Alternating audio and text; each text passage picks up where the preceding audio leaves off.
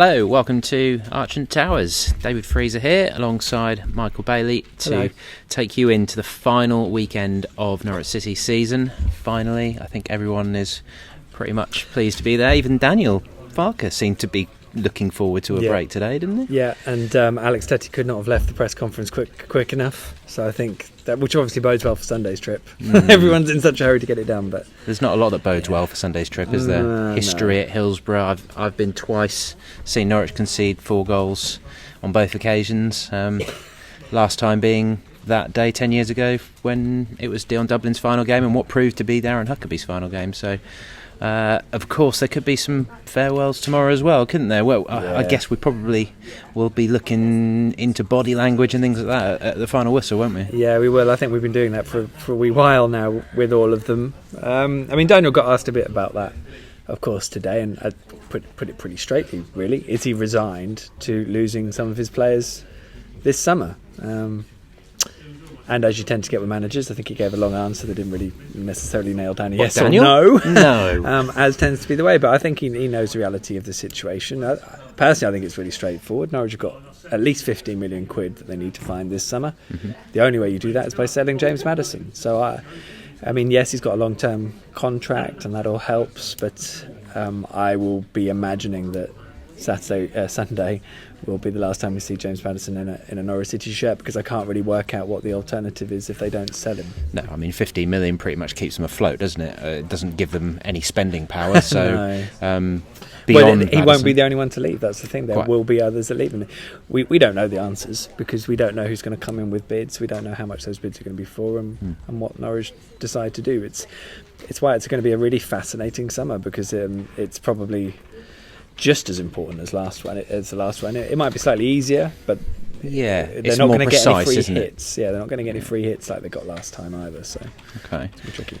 Well, we've got all summer for the ifs, buts, maybes, and rumours, haven't we? So let's look ahead to the game, and a couple of bits of team news, wasn't there? Grant Hanley and Mario Vrancic doubts? Yep, both from training, basically. Mario Vrancic he pulled a groin, I think, during the week. Right. So he is not going to feature. Daniel Farke made the point that Mario has been one of those who have probably played the most minutes in recent weeks. He was good last week, wasn't he? He was good. He's been good for a few weeks. I think what we've seen is why he's here and why Norwich would felt that he would always kick on. Yep.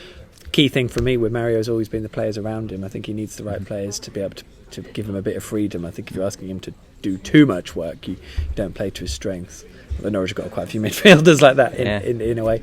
Well, there was a good tackle, wasn't there, ahead of Wes's goal last week. So he's shown that he's learned the Championship this season. Absolutely, spot on. So, we won't see Mario on Sunday. And the other one who is 50-50 is Grant Hanley, which would, of course, be a huge blow if he didn't play. He's been something of a rock at the back. He's 50-50. I think he got a strong challenge during training and has a sore ankle. So, obviously, we hope that's not anything more sinister, but B, someone's obviously put a nasty challenge in on Grant, which is, nice to have competitive training, obviously. Yeah, they were still doing double sessions this week, I think, weren't they? James Maddison did an interview with The Guardian this week, and he mentioned double media sessions. Well, yeah. And I think Tim Close had put on Instagram as well that they were in between a double session. So Daniel's keeping them working hard right to the end. Presumably for Grant Hanley, we'll see Crystal Zimmerman step back in alongside Tim Close. Although Tettey did media today, is he available for Sunday? Because he missed last week. He did, and he's not. No, I think they were hoping he might be, but I think the reality was I think they've decided to give him an injection in his knee, which in some ways is going to help him recover over the summer. Now, I'm not a sports scientist. I don't know the exact logistics of that. But what they're hoping for is that obviously gives him a week less strain this year. He could play if it was a really important game coming up. But as we know, Sunday is the epitome of a non-important game in terms of genuine competitive football. So it's basically a pre-season friendly, isn't it? Well, no, not for the fans who are going up. They'll want a lot more. But at 7 o'clock in the morning. Yeah. There's going to be a lot of alarms we're going to have to send, isn't there? Yeah, I'm going to need at least 3. Minimum 3. Coffee stops on the way. Yeah. It's going to be a tough day. Is the Newark Farm Shop open on a Sunday? Yes, Jolly Farmer. Right, me and Pat have already discussed that. We will be stopping there. That's breakfast. For breakfast. If you're going up and you're stopping at the Jolly Farmer, then we'll see you there. that wasn't what we were talking about initially, was No, it? Alex Tettey, it wasn't wasn't it? Tettey, Yeah, yeah. so there's not much riding on the game. Therefore, I think they've opted to give Alex Tettey this injection, and it does sound like he might be back slightly early for pre-season just to make sure he's in full stride. So they've obviously done that to help maybe build up some strength in his knee going into next season. But it was interesting, I thought, that both Daniel Farke and Alex Tettey, who we got to speak to, both obviously on a relative high because of Alex Tettey's new deal, both reiterating the guy is not going to play 46 games next season. So there's obviously a willingness there to have Alex around the place, but they won't be relying on him. That's quite interesting because, as you found out and did your research during the week, he's been a key part of Norwich and how well they've done when he's been on the pitch. Yeah, I haven't got the stats to hand, but basically with Tettey in the team, they have been far more productive. I think it was 3 defeats in the 21 games he started. So he obviously provides that security. Just from watching Norwich regularly, you can see that there's more confidence amongst his teammates once he's on the pitch, can't you? So, I mean, you guys talked about this on the PinkUn show a couple of nights ago, didn't you? If you haven't seen that already, former City coach Steve Foley and Nathan Tuck from Vital Norwich were the guests, and you discussed it on there, so that's well worth a watch as well. But thanks, Dave. As much as it's, I actually listened to it on the podcast version this week, which is good because I don't always get the opportunity to sit down and watch it, and I'm sure there's other people. Great. So. This is like we scripted it. We are playing with that. I mean, if I think it's worth doing. Yeah, okay. Because most weeks I prefer to sit down and watch it if possible, but the pod's a good option if you miss it. But anyway, cheers, Dave. Alex Tettey. Yes. Great news generally, but there were certainly some people who came back on Twitter to me and said, well, if he could play a full season, then those stats would mean even more. But from what you're saying, they with Ben Godfrey being available next year, maybe even Louis Thompson, Tom Tribal-ish as well, that they feel they can carry Tettey's load. Yeah, I think the problem with this season was Alex Tettey didn't really get picked for the first month, has had injury issues. That's kind of been a recurring theme with Alex anyway. No suspension this year. No suspension, no. Well, he hasn't been fit enough probably to actually achieve it. But they've relied on him to be fit, and he hasn't been. I mean, Harrison Reed, it doesn't really do that role, as far as I'm concerned. Tom Tribal's a very different kind of player too.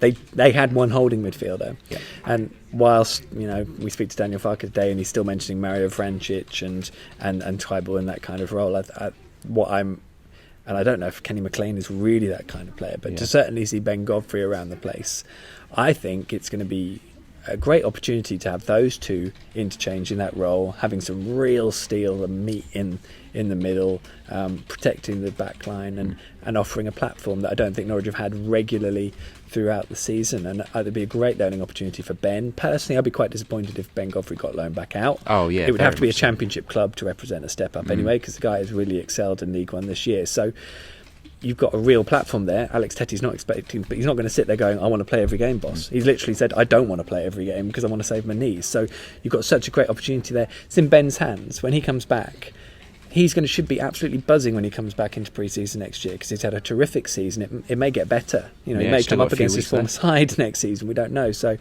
that's a wonderful platform to go into next year. And he's at a great club. So what an opportunity. And I get the impression, and Alex Tettey was pretty adamant about it today, and eloquent about how he's looking forward to coaching kids and to being that mentor role. Pad asked him about it, and that's clearly something that's going to motivate him going forward too. So what a situation in that respect.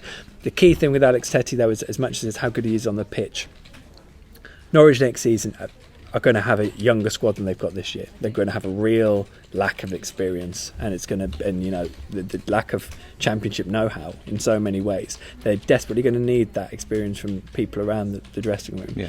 Alex Tettey's absolutely crucial for that, and will be interesting what happens with the guys who are coming back on loan too, the really experienced ones. I don't see them still being around the place, and again that just adds the emphasis on Alex being around, and it'll be interesting then who Norwich do recruit during the summer too. I think it's ideal for Godfrey. He's basically got his own personal mentor there, isn't he? It's almost like when you start at high school and they give you a year 11 mentor or something, isn't it? So he can overlook him, but literally he can take the load off Alex as well. From what I've seen of him and heard about him at Shrewsbury this year. I think he's ready. I think he was pretty close to being ready from what we saw of him in pre-season last year. So I'd be very disappointed if we don't see him in and around things next season. And I think a lot of fans would as well, because the club is beating the drum about the academy and saying how we're bringing Jamal Lewis and Josh Murphy through, maybe Todd Cantwell next year as well. If you're really going to inject some young talent into the first team, then I think Godfrey's got to be at the forefront of that.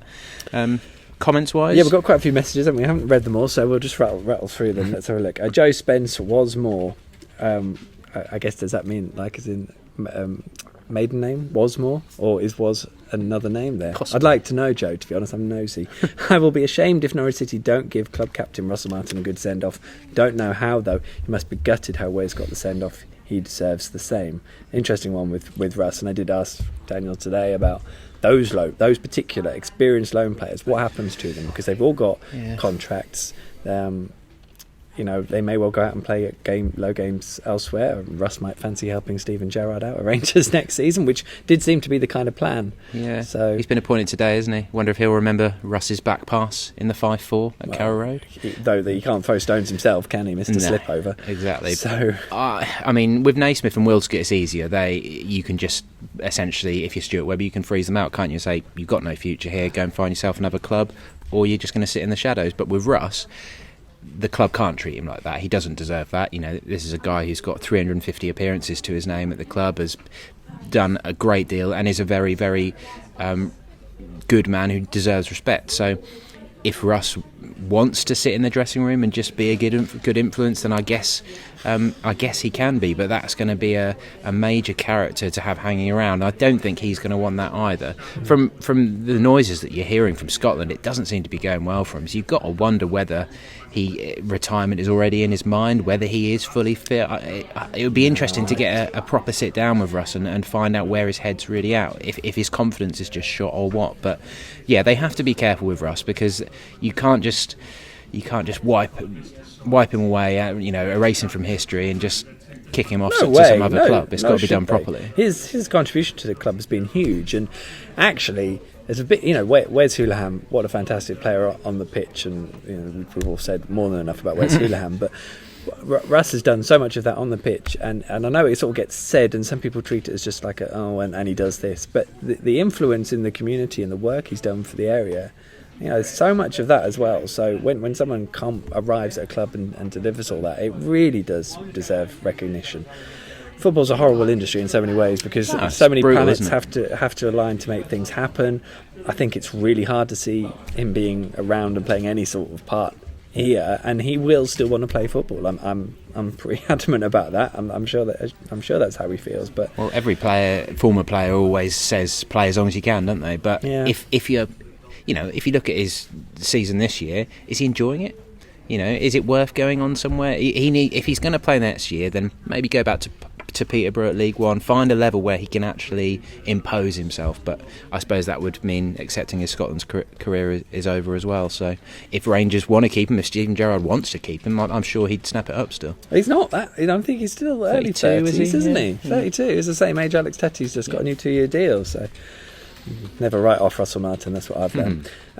Sean Holman would like one big 90 minutes to end the season and finish above Ipswich. I thought it was interesting Alex Tettey brought up the finishing above Ipswich thing this afternoon. So clearly it's in the conscience of everyone there. Obviously we won't see Alex Tettey get to deliver that, but they've got Borough, don't they? Of it. Yeah, at Middlesbrough. Yeah, and they've got nothing to play for, have they? They're in the playoffs. Yeah. So other than maybe finishing 5th instead of 6th. Yeah. So there we go. Barry Newman, good afternoon, gentlemen. On this sunny day, it is imperative Norwich end the season with a performance and a win to take momentum into next season. I mean, it is. Well, that's what everyone will say ahead of the game, isn't it? But then it all comes down to the performance. If both teams play like they're on the beach, then it means nothing, does it? Even if you do end up winning it 1 or 2. Now, remember the game at Manchester City that Norwich won, the Johnny Howson goal. Manchester City were completely on the beach that day, weren't they? So how much you can read into it, I'm not sure. I think we've learned everything we're going to learn about this squad, which doesn't bode well for your 6 things, I'm afraid, does it, Michael? Yeah, I'm thanks, sure. Dave. I'm sure you will. At least I've got a long time to write them. Yeah. Oh no, I haven't. No. Did you come across this in your stats, Dave? Andy Dan didn't lose a game with Tettey and Tribal in the middle? Yeah, someone did tweet me. I didn't have a chance to check it. That 8 games... Sounds about right. 8 games, won 7, drawn 1 with Tettey and Tribal starting in the centre. I don't know how many games they both started in the centre following the unbeaten run, actually, because I think Tribal got injured. Then Tettey probably got injured, and then Tribal was injured again. So not seen them together. They've probably been injured at different times.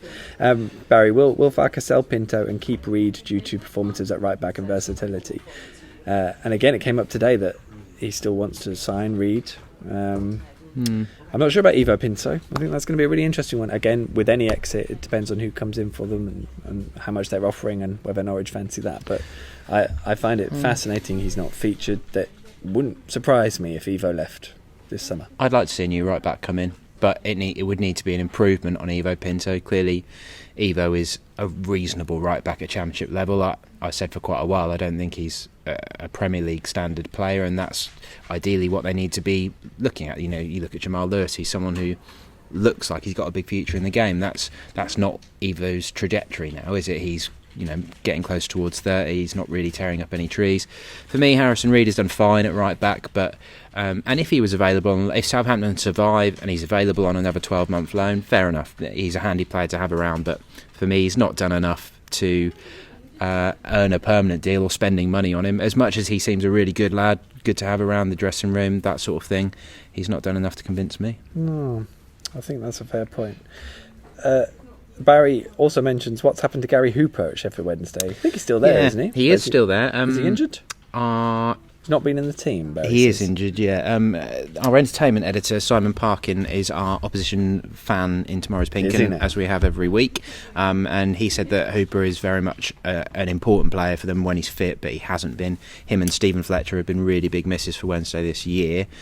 Injuries have absolutely decimated their season, really, and they've won 5 of their last 8, I think it is, and that's largely because Fernando Forestieri is fit again, and he was getting touted with some big clubs last season, wasn't he? So he's possibly got the bit between his teeth, so the Norwich defence will still need to be very much alive to his threat, I guess. Yeah, he's definitely helped turn around their form. Known not to mind throwing his toys out of the pram once or twice, so is he? Not at all. Someone who hasn't proved popular is Jacob Butterfield, who, of course, did come to Norwich but never really played much under Paul Lambert. I think that was it was Sam Winnell, was it? Yeah, they loan swap with Sam Winnell at Derby, and from what Mr. Parkin tells us, not been too impressive. That's a shame. Whereas Sam Winnell, was doing pretty well actually the other way, but then got really badly injured. I think he hasn't played the second half of the season. Barry Newman, you're being very productive. Love it. Do you think Stuart Webber already started short list of strikers to go for?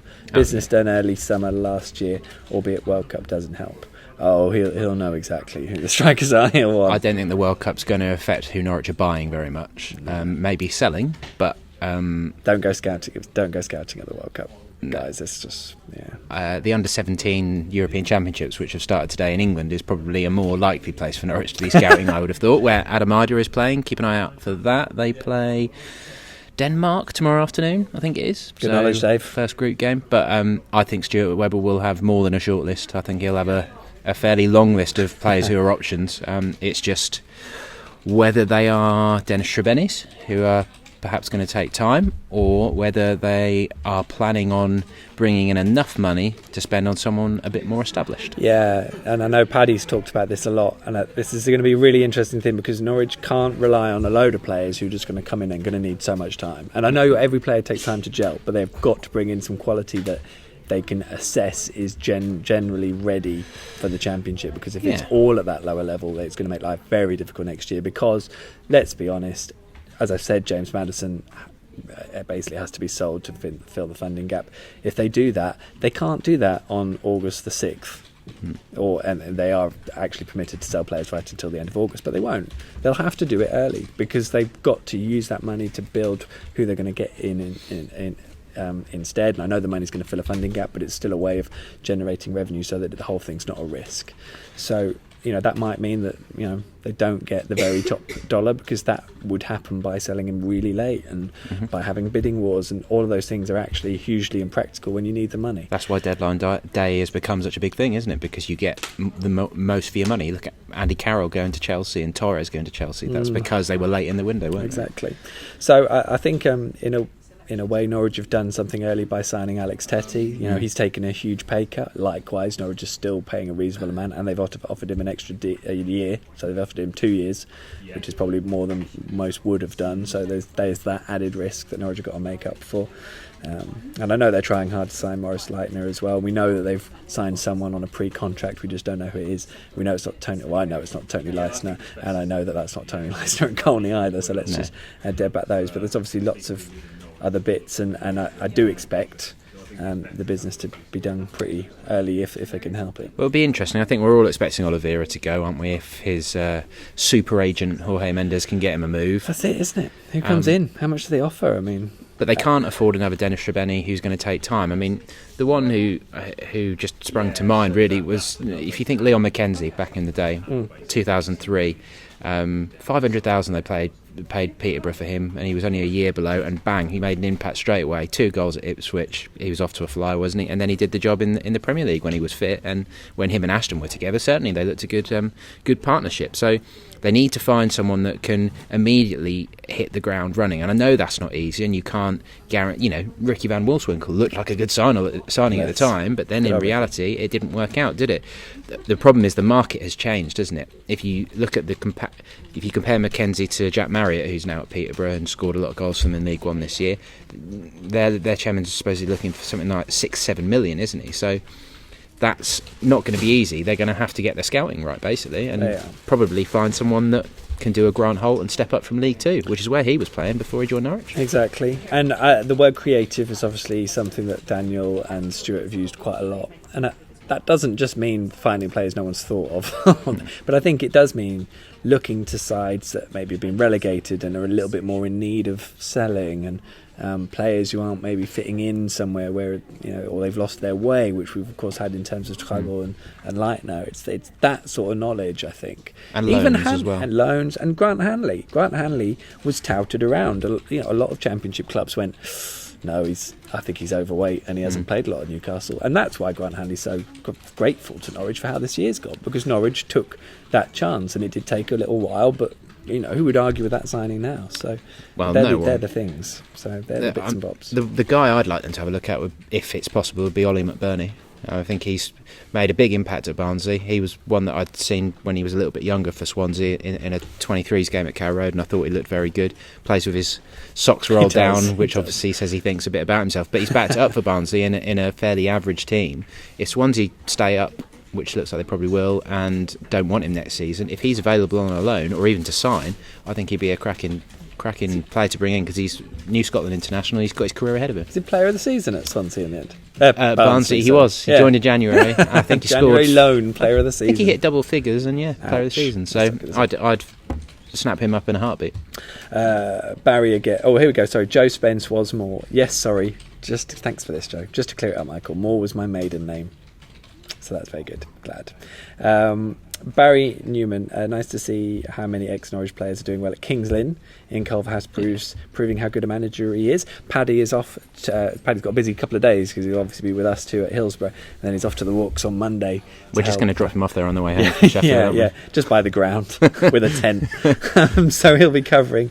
What a game for Lynn! That will be cracking. So I'm sure you'll follow that. Cameron King, Cameron Norman, both in that team, and loads of Norwich connections. Looks like they could well be being scouted by Football League clubs as well. So both Youth Cup winners with Norwich, and you've got loads of others. You've got Simon Lappin, Ryan Jarvis, Michael Clunan was with Norwich as a youngster, and of course Ian Culverhouse, the manager for now. Indeed, the manager for now. How are we doing for time? I don't know how long we've been going, but no idea. Such a hoot. It's 5:45. We better wrap it up in a minute. Joe Spence, what are your thoughts on Angus staying? You had an after-game interview with Mr. Gunn Senior, who said it was a possibility even if we didn't gain promotion. Interested to find out what that meant. I can't see it happening, Joe. I think at that time no one really knew what Man City were planning, but I think Man City will want it done reasonably quickly so that Angus gets in somewhere and gets to settle in, because they'll obviously want him to go somewhere where he's going to play games.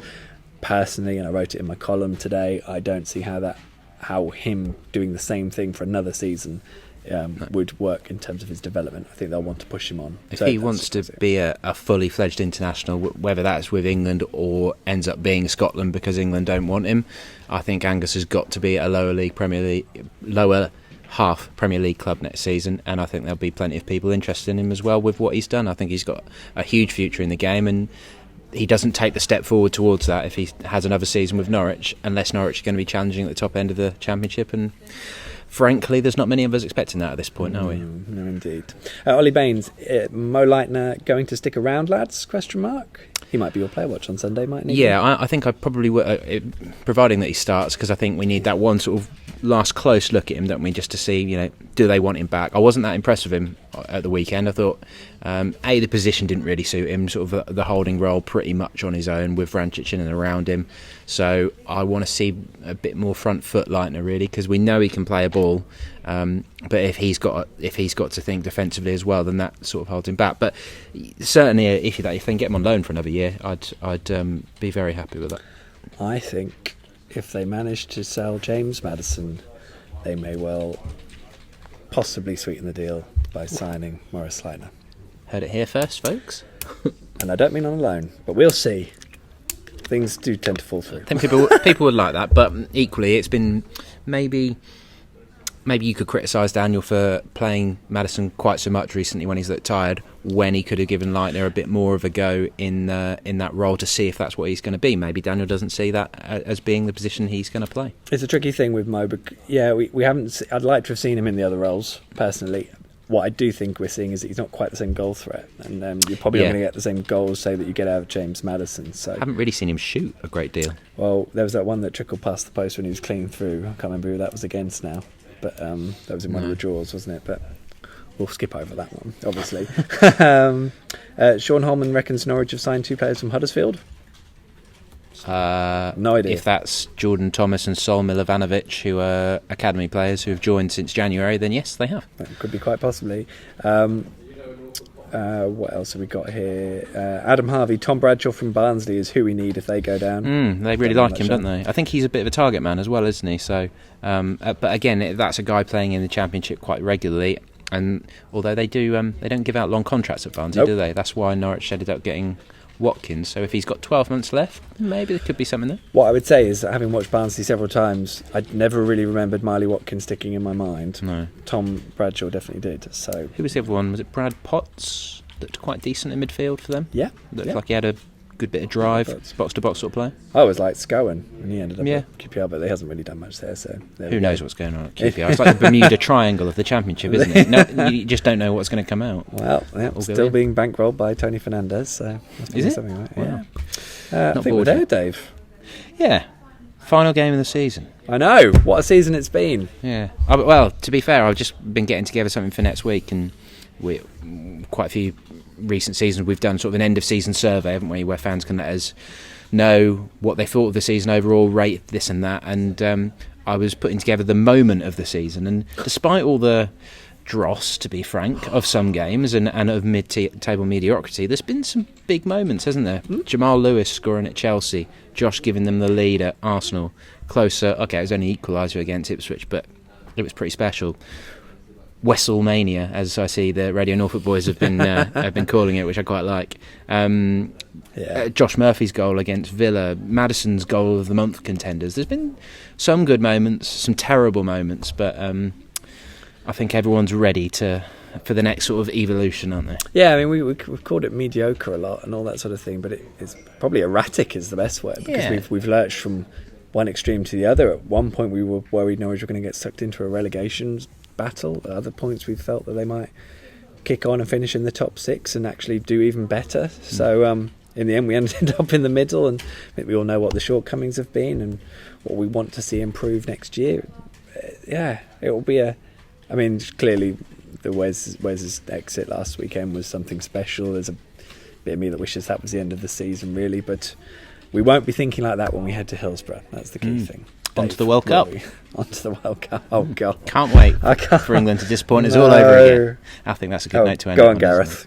Yeah. Cheers, Dave. Should we make a quick prediction? I normally ask this, don't I? Yeah. And then Can put you on the spot for once. Oh, thanks. I think Norwich will get done by 3. Oh dear. I think it'll be a rotten end of season. I worked out Norwich haven't won there in 7 attempts at Hillsborough, and they've conceded 18 goals in that time as well. Of course, the last time they did win there, it was 5-0. So.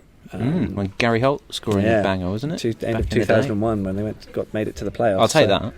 Yeah, I think I'd probably take that. It would be nice to finish above Ipswich, so let's say Norwich will get done by 3 but still finish 12th. There you go. That's a mix, isn't it? I'm going to go 1-1 and the players to actually start playing with the beach ball on the pitch just because they get a bit bored. Why not? I just think it's going to be 2 teams who aren't very good and probably can't score many goals. Neil Austin says it'll round off with a 0-0. Would be quite apt, wouldn't it? That it would. I really hope it's not, but I wouldn't be too surprised. No, indeed. We shall see. Right, thanks for joining us, guys. Me, Michael and Paddy will all be at Hillsborough on Sunday. We'll bring the team news as usual and all the post-game analysis and reaction at PinkUn.com. Cheers. See you there. I'll try not to fall off my chair.